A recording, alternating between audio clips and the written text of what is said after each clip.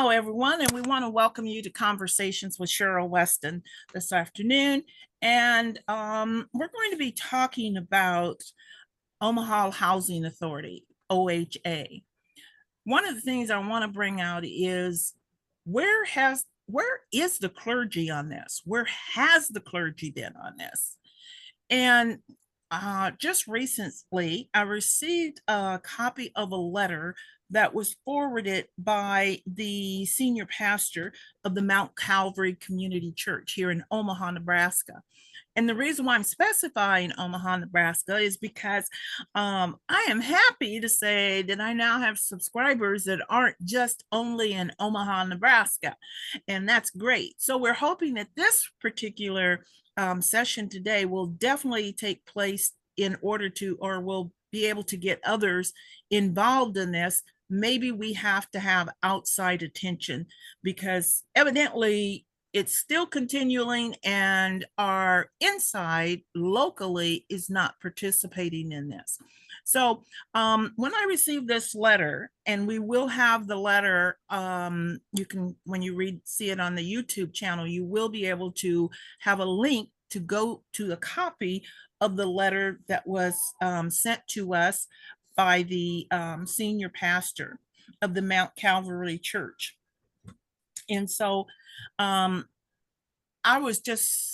was, as you read it, you will see, and I think you will feel the same way I do. In fact, even when I'm talking about it right now, I seem to be getting some of the, makes your, as they say, your hair stand on your arms and things. It was so well done. And when I talked to Bishop the other day, I said, I'm not trying to, give you all these accolades and make your head big, but I just wanted to be honest and truthful. It was well done and it hit the point, and it was just like right on time, because I've been wondering, I've been talking to Sherman Wells and other people who are in part of this fight that we've been having, Paul and Miss Celeste Butler and so forth. And we're all like saying, well, where is the clergy on this? Because I think, and I know there is a verse in the Bible, and it says that we're supposed to be looking out for our poor. We're supposed to be, if we are believers, we are supposed to be handling this. We are supposed to be there for them, because those who can't fight for themselves. And so when I saw this, like I said, told Bishop, I think hopefully you will be able to spur up others and bring those into the field. So let's bring, excuse me, because I'm really excited about having him on, Bishop. And I hope that I do pronounce your name correctly. I have a lot of times I blubber it, but if I do, it wasn't intentional. Bishop Chambers. And as I said, we do have his background on the website and the channel, but it's hopefully, as I said, I'll make sure that I try to get this right. Bishop K. Javon Chambers. Did I get near it? Close to it. So if you would like to be able to give a little bit about yourself, the thing that was really important and shined was that when you came here, and that's what was like your impression. Well, let me back up. What is your impression since you've come here when you were 2000, I believe it's 20, when you were called 19. To serve as the senior pastor of the Mount Calvary Community Church? And what has been your feelings about things that are happening here in Omaha, Nebraska? Well, thank you for having me. And we moved here in August 2019, and served at Mount Calvary Community Church since then until now. So my background, I'm from Jesse Jackson's Chicago, born and raised Chicago, South Side. And so every Saturday, 9 o'clock in the morning, my grandmother would turn the radio on, listen to, it was called Operation Push back then. And I mean, every television was off, and we would listen intently to the radio broadcast there and hear Reverend Jackson's weekly address. So that's the that's the way I grew up. So I'm used to hearing a lot of activism around issues that prevail in against people of color or the marginalized. And he did that, still does it. He's still a champion. Of course, since social media has been in place, he's been a champion not just for Chicago, but for actually globally. He's a global champion. So that's my background. Since moving here, uh, it feels different. It doesn't feel that same level. I see it in part in spots, but I don't see it as an organic thing that we're all working together for a common cause. I see several groups doing a piece of something, and no one is doing anything collectively or on a collaborative level. I could be wrong. It's just an observation that I have coming here. And so we all do our part, and we're sweeping around our own door, and we're not concerned with the next door neighbor, if that makes sense. It does make sense. And I think that is where the part of the problem is that we don't have anything collectively. As you said, we're not being about this collectively. And I think that's where and I don't know how to do that, to draw others in, to make it be where we have this ideal of speaking, Yeah. working towards. And if you would share a little bit, what caused you to write the letter? Oh, wow. So I saw a post or video a while back that Sherman Wells had put out. I think it was a video, and we interacted on LinkedIn, on social media, and I was kind of embarrassed. I reached out to him because I hadn't heard of him before then, and wanted to know what can we talk and see how I can support what he's doing. It wasn't church based, and that was fine with me. But it seemed like authentic activism, and that's what drew me to it. And the letter particularly was birthed. I was rambling in the midnight hour, and I saw that Paul, I can't say his last name, he produced a letter, and I don't know who it was sent to, but I received it in my email, and it's provoked me to do a quick dive into OHA and who the players are, and not knowing the ins and outs. So I addressed the letter to the regional office here of the Department of HUD.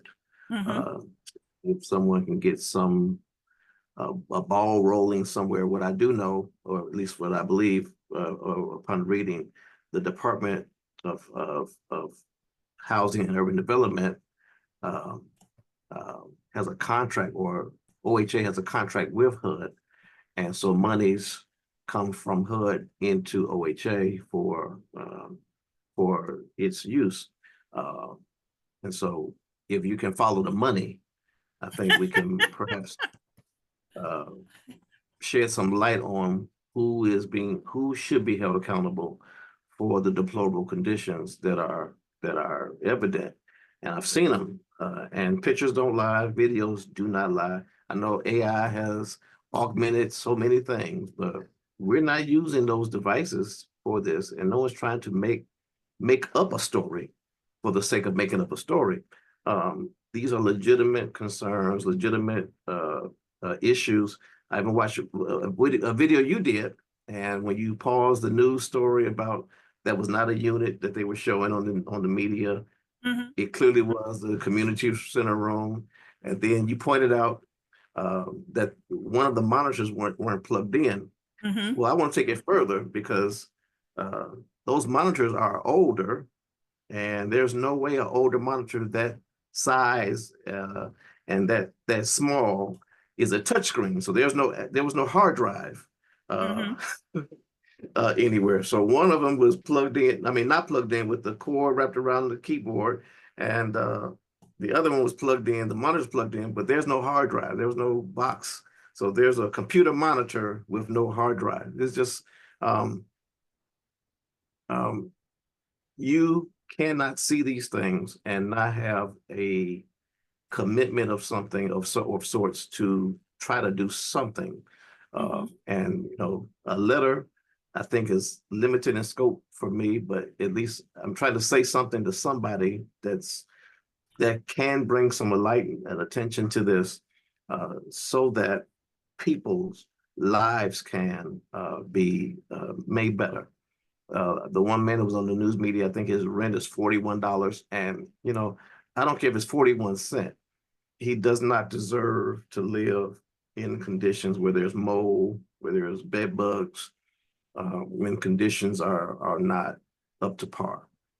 In contrast, there was another video, same video, I believe, same media report, where they went to another unit, and the one man was saying, you know, it's not my unit because look at mine. Mine is clean.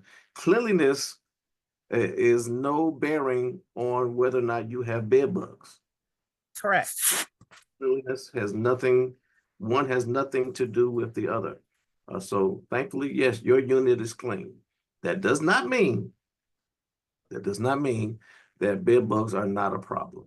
And but you can't see these things and not have a heart and not have any form of compassion. The Bible says, you know, whatever you've done to the least of these brothers and sisters of mine, you've done it also to me. So, you know, as you pointed out earlier, where's the clergy? I don't know how anyone, clergy or not, can see these stories and not try to do something, say something. And John Lewis would call this good trouble. And that's what this is. This is good trouble. And we want to try to stir the waters a bit so that people, again, lives can be made better. That is one of my favorite people is John Lewis.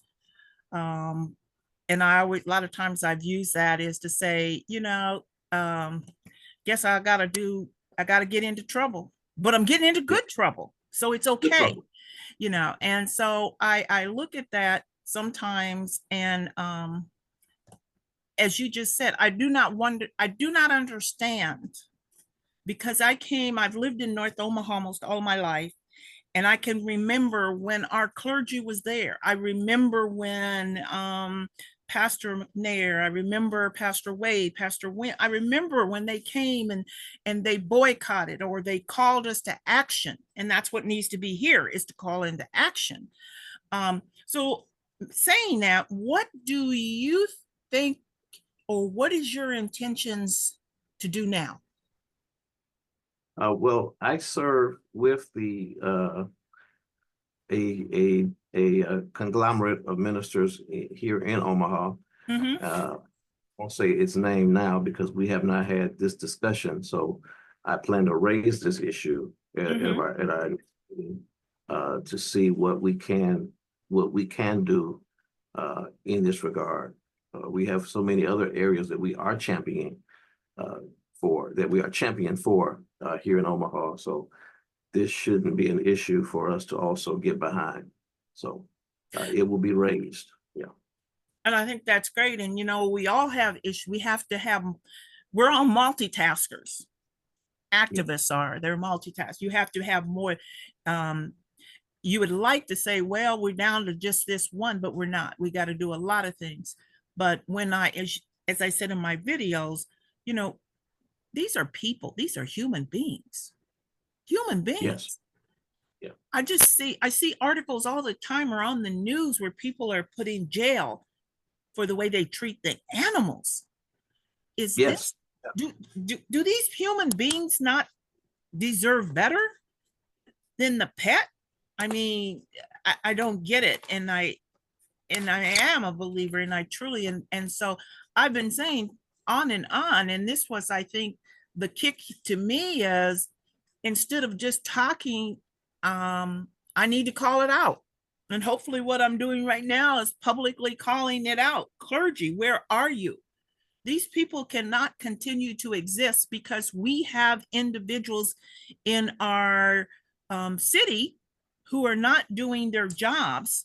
And I'm going to try, we've had a lot of technical problems today. It seems like but I'm going to see if I can bring this one in, is where, Firms right. these persons to sit on the board. So one is by appointment, but then the council itself does the uh, the confirmation for these. Mm-hmm. So I think the buck stops at the council, at city council, uh, more so than this board, because the board, if you're appointed by the mayor, you're beholden to the mayor, but you were confirmed by city council. So city council, I think should have some bear responsibility for the board's inability and ineffectiveness. And so I think we need to start there.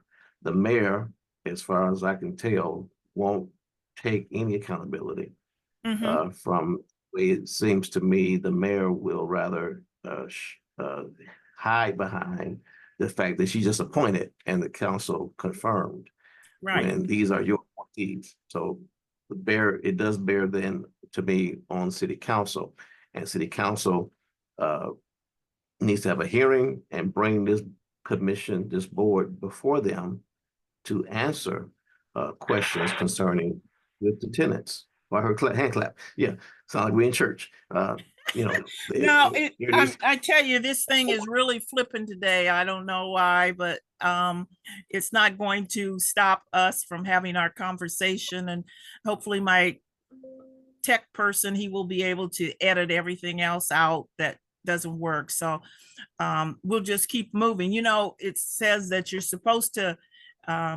if you believe, he says, hey, you may have these barriers and things, but have faith in me, and he'll make it all right. So as this thing's going all over the place, I don't know why, and I'm not a real tech person, so I just do the hosting and so forth. So I'm pretty sure he will be able to get it straightened out. And if not, we'll do it again. We'll find the time to do it again. But because I feel that your word is so important to get this out, and to hear what you've done, and that you will be making calls to individuals. So I know that, like I said, I believe you were set to put this letter out, and because I think it will stir more people. And I just, I think it was at the right time, sir. Maybe if you hadn't come with it, it'd be over and over. But I think with all the things that's happening now, this class action suit, which has transpired underneath her watch, all the news media, and it's been brought out. I think you came at the right time, came forth on this issue at the right time. And I have a feeling when I saw your background and in talking with you, I don't think you're going to stop. I think Oh this has boy. got your fullest attention. And it's like you're going to say, no, come on. Y'all got to come on into the fold now. We can't, how can we be Yeah. having our be the shepherd and have our flock listening to us each Sunday or whatever day we have our services, and we're allowing this because, and I know I've said it and I'll keep saying it, these are human beings, and I do not understand how we, who are so fortunate and blessed to be able not to be in that situation, how can we continue to allow this to happen to others? So, And surely, I personally don't have any dogs in this fight. I uh-huh. don't believe I have any members of my church, my congregation, who lives in any of these units. I could be wrong. If they do, they have not, shared with me Mm-hmm. these things. It's more than, Mount Calvary is called Mount Calvary Community Church. So I'm not just Mm-hmm. beholden to Mount Calvary. We are the church in the community. And as a tagline, we are the biggest little church in Omaha. So sure I like that that. we I like that. for our community, whether it is impacting members of our church or not, is notwithstanding. We want to make sure that things are being done, that the people are served with humanity and dignity. Mm-hmm. Um, and we just have asks, as I indicated in the letter, we want to have each unit and I mean each and every unit Mhm. inspected thoroughly. Mhm. We want pest control treatment so that you can help begin the process of eliminating these problems Mhm. and concerns, and then preventive.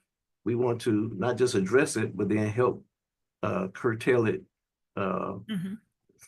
any future infestations. And I believe I read something or saw a video from the media that they're doing a bi-monthly um, uh, treatment, Mhm. and that's not enough. And you were indicated, there was some indication from someone who sent a letter or recommendation to the CEO. I can't call the name. Is it Paul Jeannie? Philman. Okay. Paul Philman. But Mhm.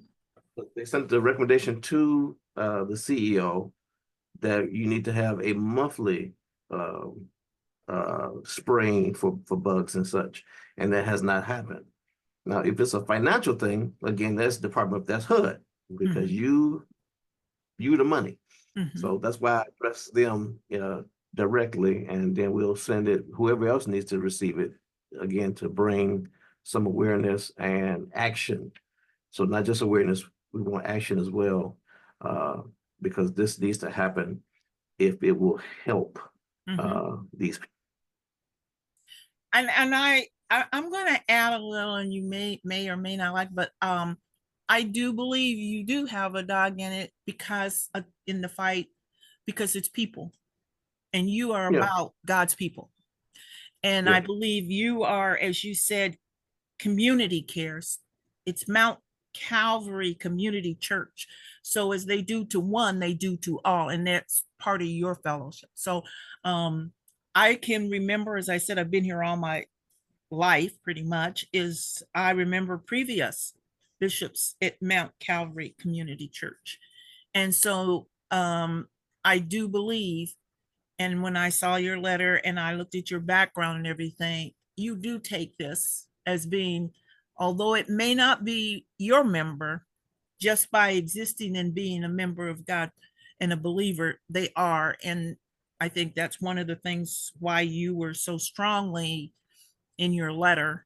And what I believe you're going to do now, um, I, I I just think that you maybe are the answer to be able to bring the other pastor, the clergies, bishops, and so forth into the fold, because I feel like it's going to take more than just the grassroots people.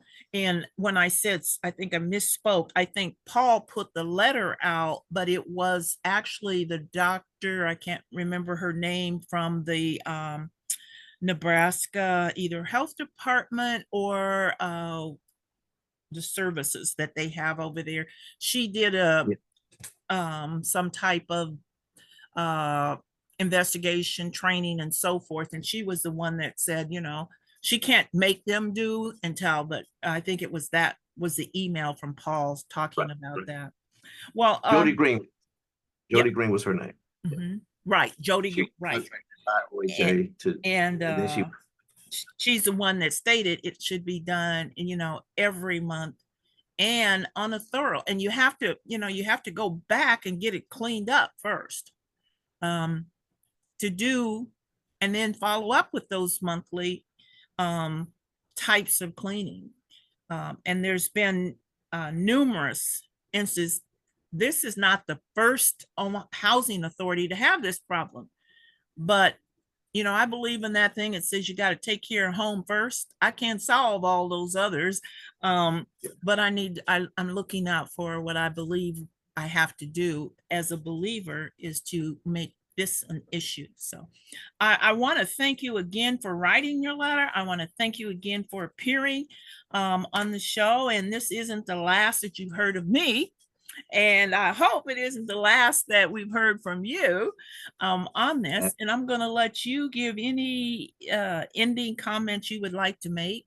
And we'll close our show. And I do apologize again for the technology. I don't know where this thing was jumping to, but I apologize for that. But I would like to end this with any comments from you. And also, remember that we're here. I want to make sure that, My show is always available to you and others who are like you.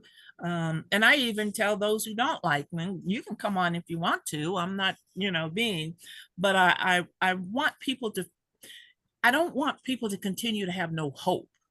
And I feel Right. like a lot of those people in those towers are people now, because when I had meetings with them, it's like, well, it isn't going to make any difference. It's not going to do this.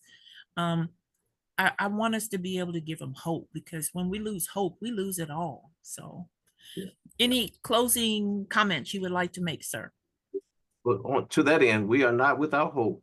We are people of faith, and because of that, we can accomplish. There's nothing that we cannot accomplish. There's no mountain that we cannot climb or speak to and tell it to be removed by the words of through faith. And so again, we just want to ensure safe, stable conditions for uh, the people who live in the OHA towers and other places, because this is crucial. There's so many other impacts that happen because of bed bugs and other things, ailments and things that happen as a result of it. And Mm-hmm. so if this is the root, we want to kill and take care of the root of the problem so that the other prevailing conditions that might arise, there's a economic impact, there's a mental impact, there is a physical impact that happens because of just this one thing. And if we can help this, that would help also curtail the mental, the physical, and the emotional toil that is impacting all of them who live, these residents who live in these conditions. And so any way we can shed light and be a light, and we want to do it. And so I thank you for having me, and I pray that we will continue in this effort, and anything that I can do to support this effort for them and for all of our community. I'm here for it. Thank you again so much, Reverend Bishop K. Javon Chambers, the senior pastor of the Mount Calvary Community Church. And I have to apologize, I didn't put in, but I will make sure it gets put in, your location and times of service. So again, thank you. And I Thank you. pray that you have a wonderfully blessed day. Thank you You again. do as well. Bye Bye. bye now.